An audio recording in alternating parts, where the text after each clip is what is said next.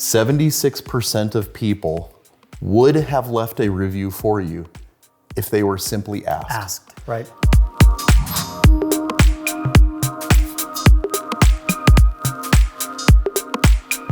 So next question comes from an insurance agency in Denver, Colorado. They asked, how do we get more reviews on Google? There's a lot of places online where people see reviews. We've got Yelp, we've got Facebook, we've got Google, we've got, lots of different TripAdvisor, lots of different places. I think predominantly consumers, they're looking a lot on Google and Facebook primarily. So it could be kind of dual. How do we get more reviews on Google, but also maybe even on Facebook? I know those are big. Sure. So what can a business do that makes a difference? So I know this sounds really simple, but I think there's a couple of pieces to regard in this situation. Okay.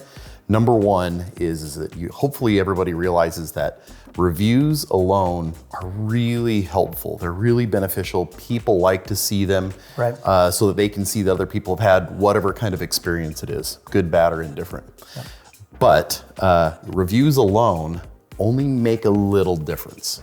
When you utilize reviews in addition to other pieces in digital marketing, then they become a powerhouse. So it's just reviews are just one piece. It's just one piece of a puzzle. It's not the whole thing. That's correct. Okay. Yep. No, it's smart. Yep. And we talk about a phrase, and I may say it in future episodes, but there is causation, or correlation is not causation, right? Having a lot of reviews tends to be a part of people who do well in whatever their professional field is, whether it's in Google or Facebook or Yelp or whatever review place there is out there, but it's not the reason why those companies tend to do well. Usually it's that in combination with other things. So it's correlated with doing better, but it's not the reason. I think about myself as a consumer. If I am looking for a business and I do some sort of search and I see that company A has got 10 reviews, company B has got 50 reviews, and so forth and so on.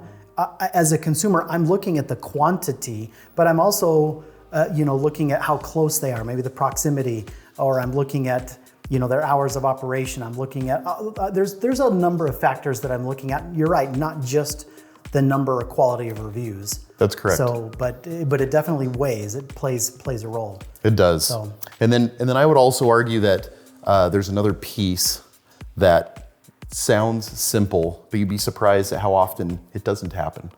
And I got this stat because we've given several keynote presentations and looked it up, and it's been really important. 76% of people would have left a review for you if they were simply asked. Asked, right. And so I would just ask you as a business owner, how often are you asking for someone to provide that feedback to you? How often are you saying, here's my Google profile, or here's where my Facebook profile. Will you please tell people about your experience? For us, on occasion, we get somebody that calls up and says, oh my gosh, thank you so much. What you've done is so beneficial, so helpful. Business is good. We are blessed to have worked with you in your agency. What can we do to repay you? And I usually tell them the best thing you can do is just simply leave a review and tell everybody else about how good the experience is. But one last piece on that is how do you get more meaningful reviews? And you can coach or just give some tidbits of information on how to get good reviews, right? Because if a company, let's say that example, if a company has 10 reviews and the next one down has 50, maybe there's a reason why the guy who has 10, in addition to the other things, maybe those are 10 more quality reviews, right? And so you can sell them to do better than just, I had a great experience, right? The more detail that somebody gives about their experience, the more that helps. So the length of the review actually matters. So longer reviews are better than shorter reviews. Correct. Okay, smart. Yep. And then the other thing is what content is contained in the review. And we know that this is important not only to Google and Bing, but to several other places.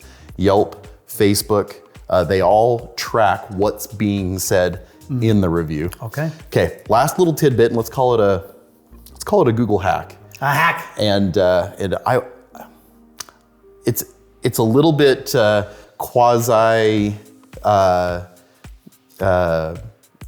It's not scientifically stated. I have several confirmations and tests that we've run to prove that this does work, and it is true. Okay. And in fact, even speaking with several different people in the places that matter, Okay. to say All that this it, ambiguity.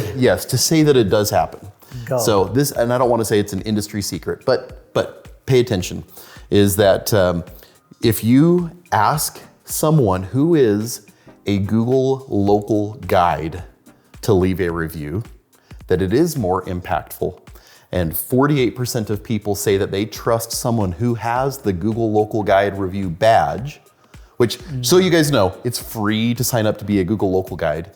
And if someone has that badge, 48% of people say they trust a Google local guide's review over just a normal person's review. Okay. Okay, and then here's the sketchy piece, right?